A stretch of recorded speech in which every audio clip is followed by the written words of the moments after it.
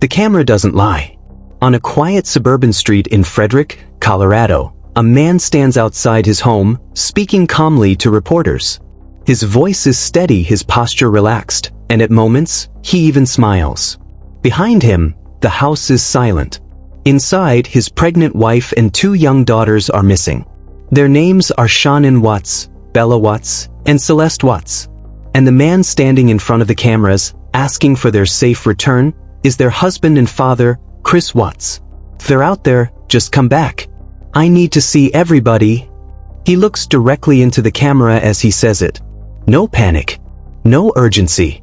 Just words, carefully delivered, almost rehearsed. And Bella, Celeste, if you're out there, just come back. Like, if somebody has her, just please bring her back. To most people watching, it looked like a worried husband, desperate for answers. But to others, something didn't feel right.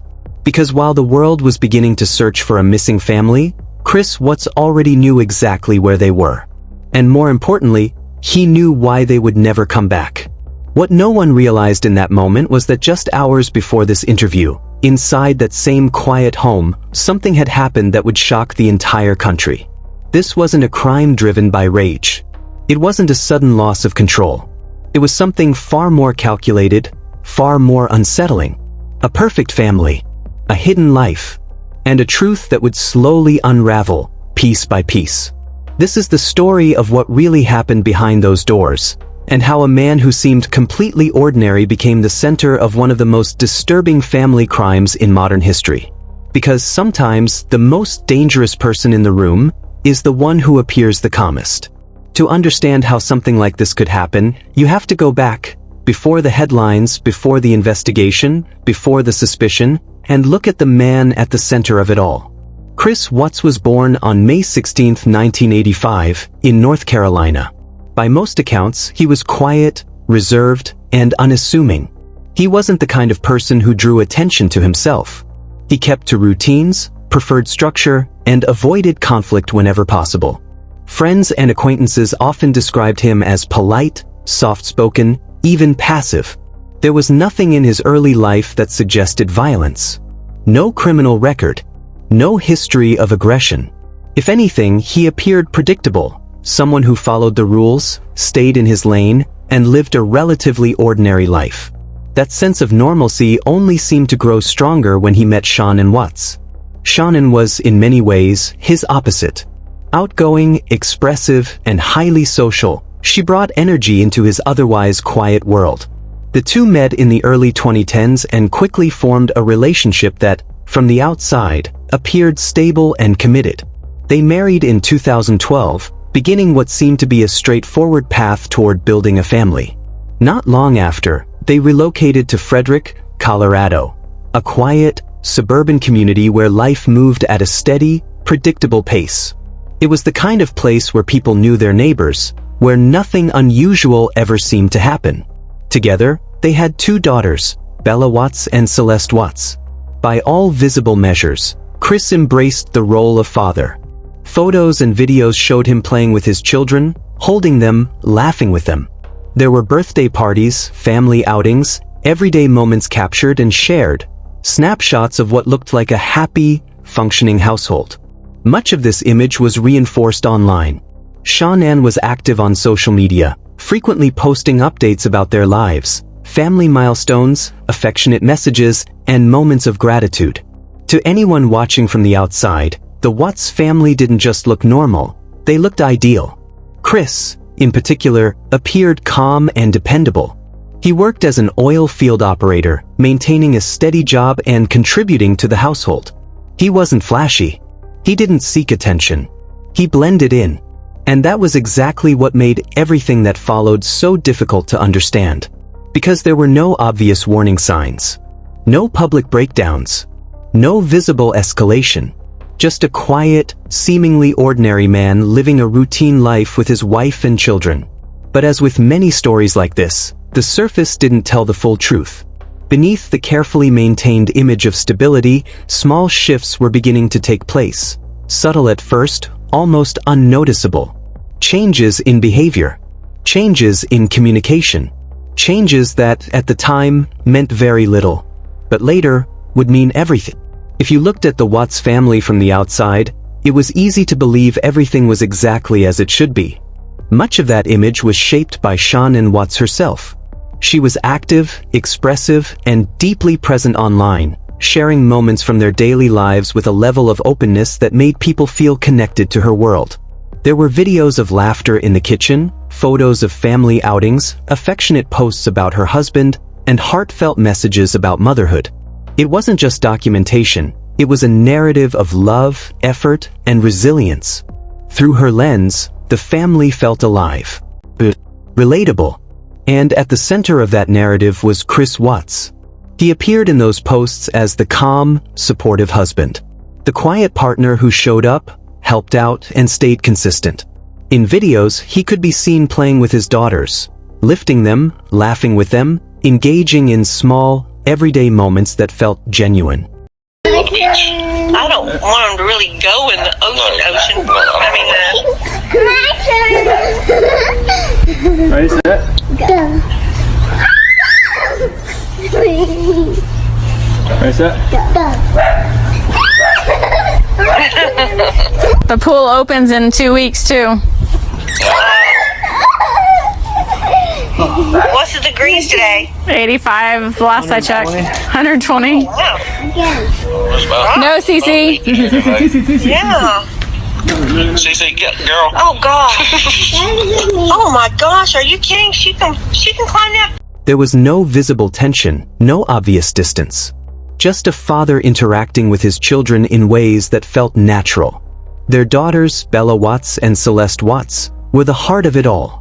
Bella, the older of the two, often came across as gentle and observant, while Celeste, full of energy, brought a different kind of brightness into the home. Together, they created a rhythm, a sense of life that made the household feel complete. There were routines, bedtime rituals, morning preparations, small celebrations that, to an outsider, painted a picture of stability. It wasn't perfect, but it didn't have to be.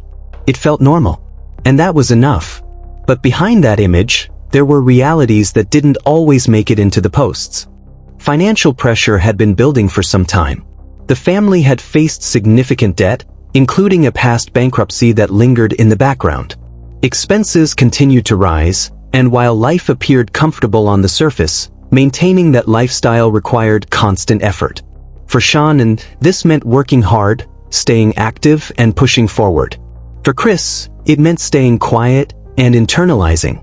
There were also differences in personality that shaped how each of them handled stress. Shanann was direct. She spoke, expressed, and confronted issues head-on. Chris, on the other hand, avoided conflict. He didn't push back. He didn't argue. Instead, he absorbed. And over time, that difference began to matter. In relationships, silence can sometimes be mistaken for peace. But silence can also be distance. And in this case, it was becoming something else entirely. From the outside, nothing had changed. The photos still showed smiles. The videos still captured laughter. The posts still told a story of togetherness. But beneath it all, something subtle was shifting. Not in a way that anyone could clearly point to. Not in a way that raised immediate concern. Just small, almost invisible changes, building quietly, day by day. And eventually, those changes would begin to surface. Not all at once, but just enough to alter everything. At first, those changes were easy to overlook. Life continued. The routine stayed in place. From the outside, nothing appeared drastically different. But beneath that surface, the balance within the home was beginning to shift in ways that were quiet, yet significant. Financial strain remained a constant presence. The family had already experienced serious setbacks, including bankruptcy, and despite efforts to rebuild, the pressure hadn't fully disappeared. Bills, expectations, and the effort required to maintain their lifestyle all added weight to an already fragile situation. For Shanann, that meant pushing forward, working, organizing, staying active. For Chris, it meant something else entirely. He withdrew. Not suddenly, not in a way that drew attention, but gradually. He became more reserved, more detached. Where there had once been engagement, there was now distance. Conversations shortened. Reactions became muted. And the quiet nature that had once seemed harmless began to take on a different tone. By mid-2018, that internal shift had taken a more definitive form. Chris Watts had begun a relationship with a coworker, Nicole Kessinger. What started as a connection quickly developed into something deeper. And for the first time in years, Chris wasn't just going through the motions. He was actively choosing something new. With Nicole, he presented a different version of himself. More expressive. More decisive. More alive. It was a stark contrast to the man seen at home. As the relationship progressed, the separation between his two lives became more pronounced. On one side, there was the family, routine, responsibility, expectation. On the other, there was freedom, no obligations, no history, no pressure. Two realities, existing side by side, each demanding something different from him. And instead of confronting that conflict, Chris Watts did what he had always done. He avoided it. He didn't communicate openly with Shanann. He didn't address the growing distance in their relationship. Instead, he maintained the appearance of normalcy while internally moving further away. The disconnect widened, but outwardly, things remained controlled. To those around him, the changes were subtle. A shift in tone. A lack of enthusiasm. Moments that felt slightly off, but not alarming. Nothing that clearly pointed to what was happening beneath the surface. But internally, the divide was becoming unsustainable. Because maintaining two separate lives requires constant balance. And eventually, that balance begins to break. By the time August approached, Chris Watts was no longer just conflicted. He was at a crossroads. One life represented everything he had built over the years. His wife, his children, his responsibilities. The other represented escape, a clean break, a different future, a version of himself unburdened by the past. And in his mind, those two paths could not coexist. What followed wasn't an impulsive reaction. It wasn't a sudden emotional collapse. It was something far more deliberate. A decision that would change everything. By the time August 2018 arrived, that internal conflict was no longer something Chris Watts could quietly carry. It had begun to shape his actions in ways that were becoming harder to ignore, even if, from the outside, everything still appeared under control. In the weeks leading up to the disappearance, Shanann Watts had traveled out of state for work, spending time in North Carolina with family. During that period, Chris remained in Colorado, living a version of life that was noticeably different from the one he had maintained for years. Without the daily structure of family routines, the distance between his two worlds widened even further. He spent more time with Nicole Kessinger. They went out together, had conversations about the future, and, for Chris, the idea of a new beginning started to feel less like a possibility and more like a direction. But while he was exploring that version of his life, another reality still existed, one that hadn't gone away. Shanann, from across the country, began to sense the change. Their communication became strained. Text messages reflected a growing tension, her trying to understand what was happening and him offering little in return. Where there had once been engagement, there was now distance. Where there had been clarity, there was now avoidance. She asked questions. He gave minimal answers. And as those conversations continued, it became clear that something was wrong, even if the full truth wasn't yet visible. When Shanann returned to Colorado in mid-August, the atmosphere inside the home had shifted. The routine resumed, but the connection didn't. The space between them, once subtle, was now unmistakable. On the night of August 12th, Shanann arrived home from a business trip in Arizona. It was late, around 1:48 in the morning. The house was quiet. The neighborhood still does. It should have been a simple return to normal. But it wasn't.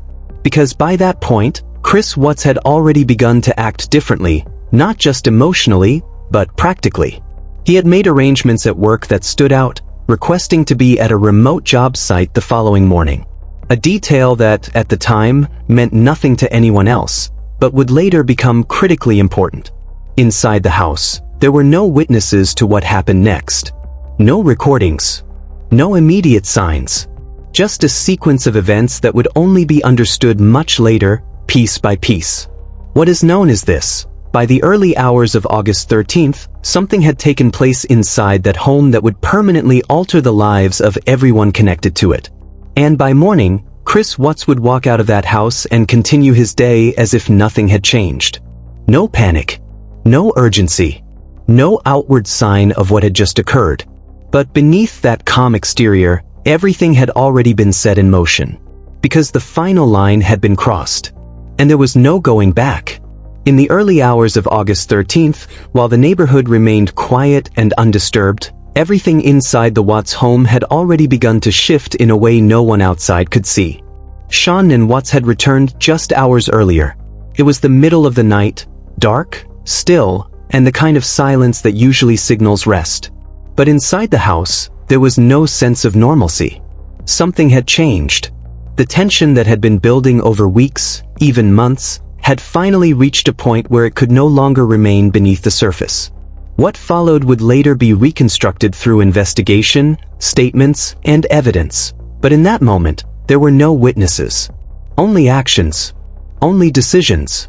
At some point during those early morning hours, the situation escalated beyond repair.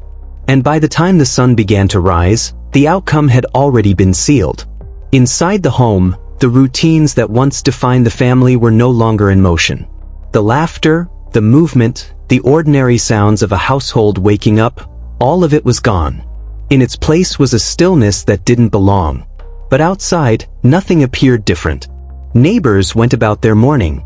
The street remained calm.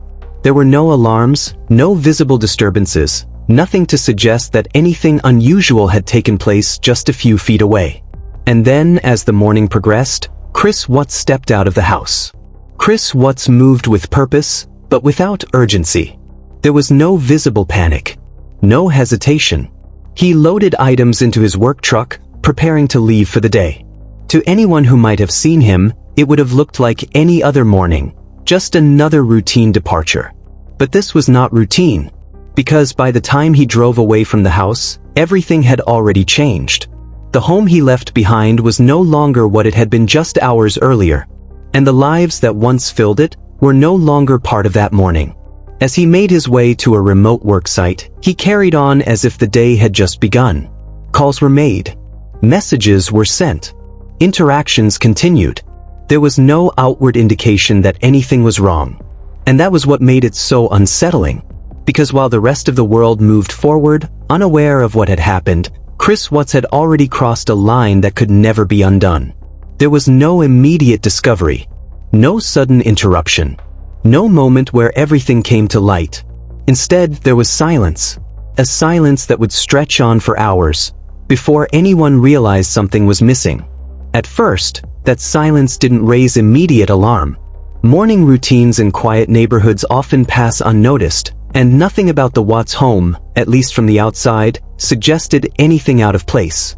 But that sense of normalcy didn't last long. By late morning, concern began to build, not from inside the house, but from someone who knew Shanann Watts well enough to notice when something wasn't right. A close friend, unable to reach her through calls or messages, grew uneasy. Shanann was active, responsive, and always connected. For her to suddenly go silent, that wasn't typical. Attempts to contact her continued. Calls went unanswered. Messages unread. And with each passing hour, that concern turned into something more serious. By early afternoon, the decision was made to check on her directly. When they arrived at the house, there were immediate signs that something was off. Shanann's car was still in the garage. Personal belongings, items she wouldn't leave behind, were still inside. The house itself wasn't in disarray, but it didn't feel right. It felt incomplete. Authorities were contacted. When officers arrived for a welfare check, the situation quickly shifted from concern to suspicion. They attempted to make contact, but there was no response. Eventually, entry was made into the home. Inside, the stillness from earlier remained, but now it carried weight. There were no signs of forced entry. No immediate indication of struggle. But there were also no people. No explanation. Just absence. And absence in a case like this speaks loudly. Shortly after, Chris Watts returned home. His reaction was controlled. He spoke with officers, answered questions, and presented himself as cooperative. He explained that he hadn't heard from Shanann and didn't know where she or the children might have gone.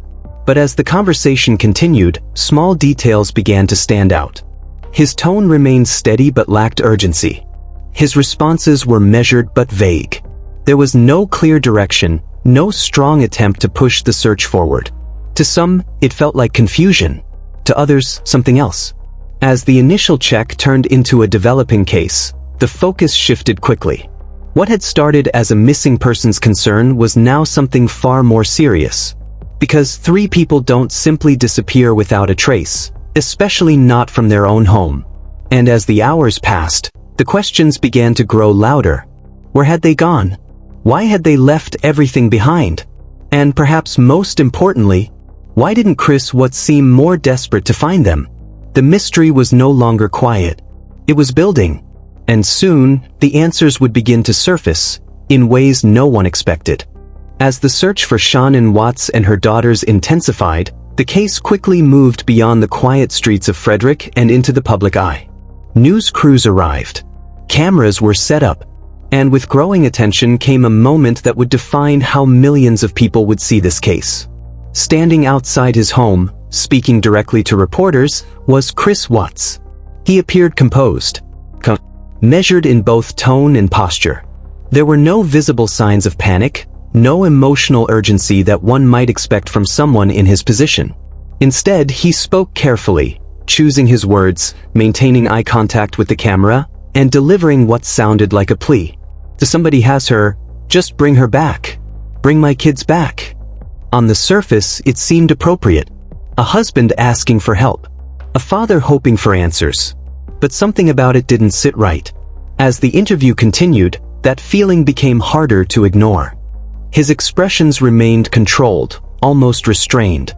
His body language was steady but lacked the natural fluctuation that often comes with stress or fear. There were moments where he smiled, briefly, subtly, but enough to stand out against the context of what he was saying. To some viewers, it passed unnoticed. But to others, it created a sense of unease. Because in situations like this, emotion tends to break through. There's urgency. There's desperation. There's unpredictability. But here, there was consistency, almost too much of it. And that consistency raised questions. Why did his tone remain so even? Why did his responses feel rehearsed? Why did his concerns seem distant? As footage of the interview spread, people began to analyze it more closely. Every pause, every shift in expression, every word. What started as a simple media appearance quickly turned into something else, a focal point for suspicion.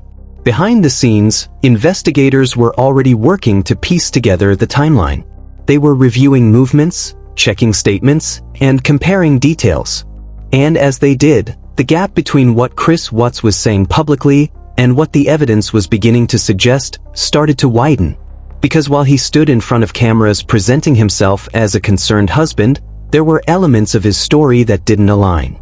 Small inconsistencies, subtle contradictions, details that didn't quite fit.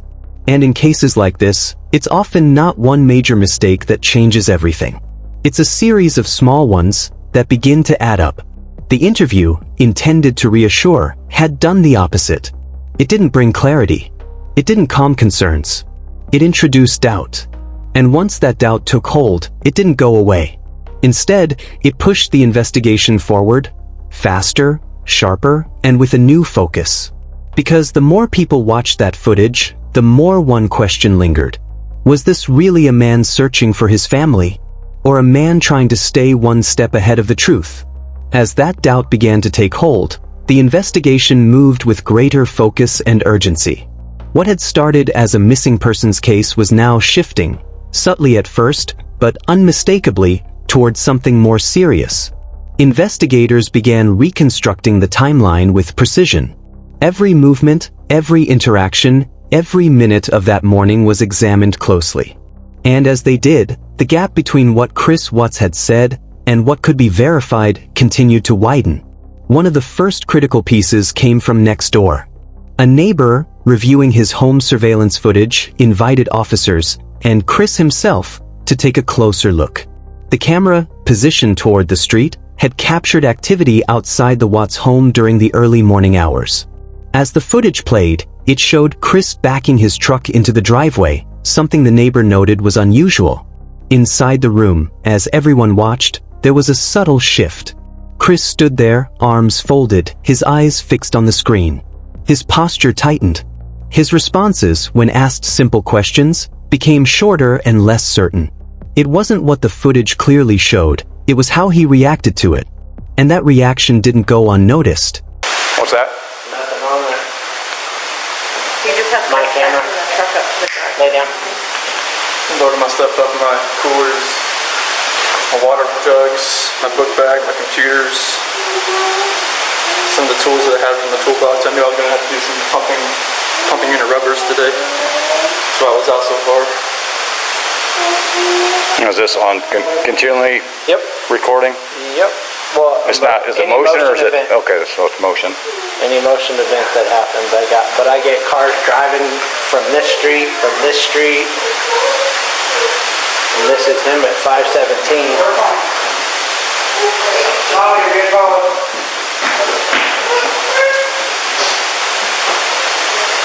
I usually park out there on the side. I just want to get everything back in. Be easier to lug everything out there, all the tools that I had to bring in.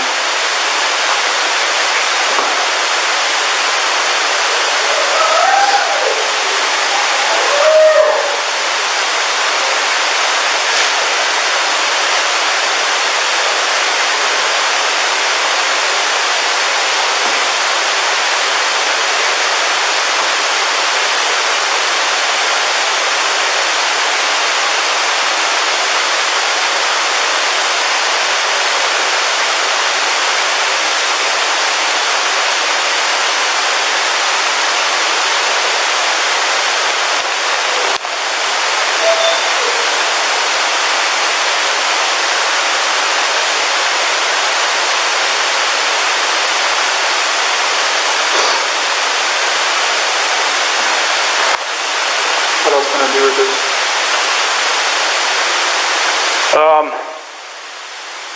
My detective just showed up, so he'll probably want to talk to you. You'd probably, like I said, he might have you call at the bank and see if there's any kind of activity. Because if there was any sort of action out there, His camera's I would have got it. like Right. we had issues the other week when people were stealing stuff out of like garages and stuff like that, and I had parked my truck. I had here. to park right here. Yeah. So someone, See if I could anything see where someone happened. tried to jimmy with a flathead screwdriver over there, and it was just like. But if any action would have happened, any cars or anything left your house, I would Yeah, have if it would got have it. been like right in that area, they should have picked. It'll pick. Investigators began pressing further. They compared his statements with the timeline. They revisited details he had provided earlier. And with each pass, small inconsistencies began to surface. Details that didn't quite align, explanations that felt incomplete. Then came another turning point. Chris Watts agreed to take a polygraph test. It was a voluntary step, often used to support a person's account. But in this case, the results told a different story. When the examination concluded, the outcome was clear. He had failed.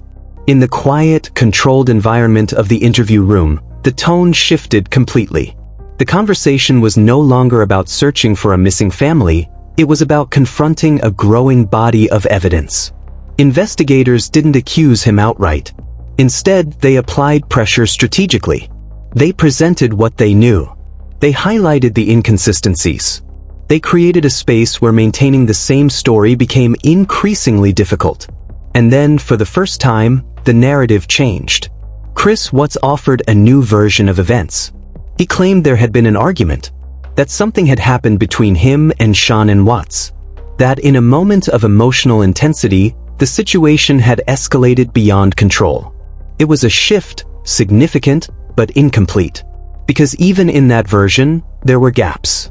Details that didn't fully explain the timeline, elements that raised more questions than they answered.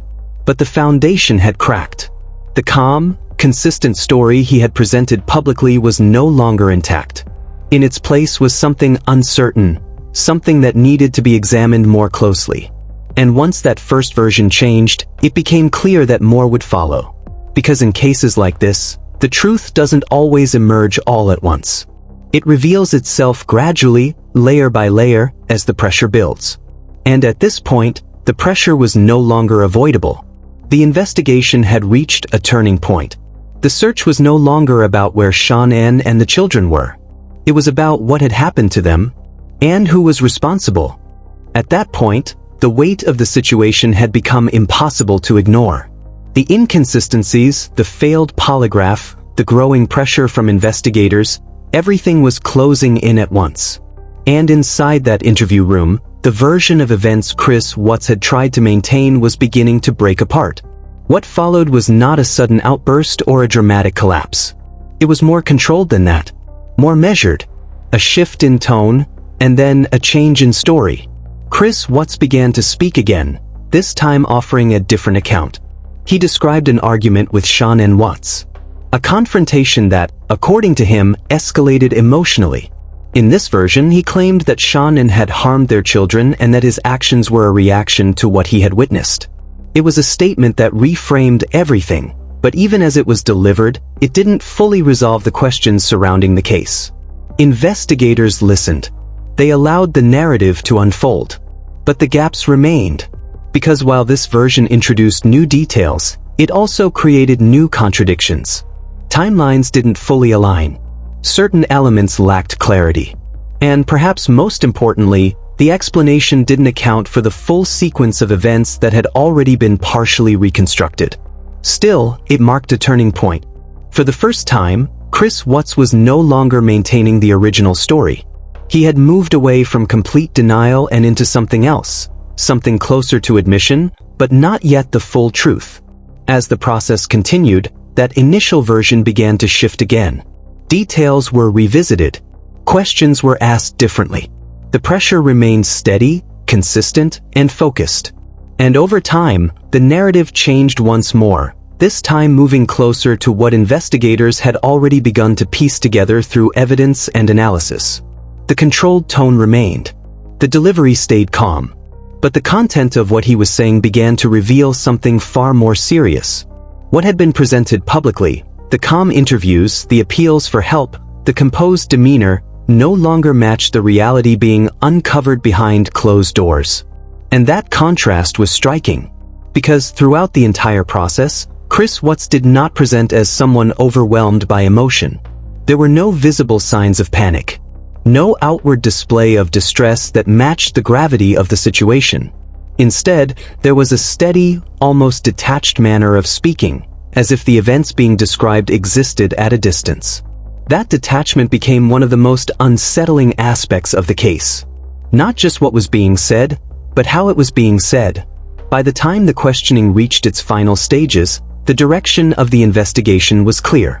The focus was no longer divided. The uncertainty that had defined the early hours of the case had been replaced with something far more concrete. And on August 21, 2018, Chris Watts was formally placed under arrest. The transition from missing persons case to criminal investigation was complete. What had begun with unanswered questions and a public appeal had led, step by step, to this moment, where the narrative, once carefully controlled, had finally given way under pressure. But even then, the full weight of what had happened, and the impact it would leave behind, was only beginning to be understood. Because a confession, especially one that evolves over time, doesn't just close a case. It forces a deeper question, not just about what happened, but about how someone could carry it out, and then stand in front of the world as if nothing had changed. With the arrest made and the direction of the case now firmly established, the focus shifted from investigation to prosecution. What had unfolded over days of uncertainty and mounting pressure was now entering a phase where the legal system would take over, structured, deliberate, and final. In the weeks that followed, the case against Chris Watts moved quickly. The evidence that had been gathered, his changing statements, the timeline of events, the physical findings, and the inconsistencies that had unraveled under scrutiny left very little room for ambiguity. There would be no drawn-out trial in the traditional sense. No extended courtroom battle filled with competing narratives. Instead, Chris Watts made a decision. In November 2018, he entered a guilty plea. It was a move that brought a sudden and definitive shift to the case. By admitting responsibility, he removed the need for a full trial, effectively bringing the legal process to a close far sooner than many had expected. For prosecutors, it secured a conviction. For the court, it established accountability. But for the families involved, it meant something more complex, a resolution without the full public examination that a trial might have provided. The sentencing followed shortly after. Inside the courtroom, the atmosphere was no longer about uncertainty. It was about consequence. Statements were delivered. The impact of what had happened was laid out clearly, not just in terms of the events themselves but also in the lives that had been affected. And then, the outcome was finalized. Chris Watts was sentenced to multiple life terms in prison, without the possibility of parole. A definitive end from a legal standpoint. No appeals to revisit the facts. No opportunity for release. Just a sentence that would carry through the rest of his life. In accepting the plea, the possibility of a death penalty was removed from consideration, an agreement that ensured the case would not extend further through prolonged legal proceedings. With that, the courtroom phase came to a close. The questions of guilt and responsibility had been answered within the framework of the law. The process, step by step, had reached its conclusion. But while the legal system had delivered its resolution, the deeper questions, the ones that had been present from the very beginning, remained.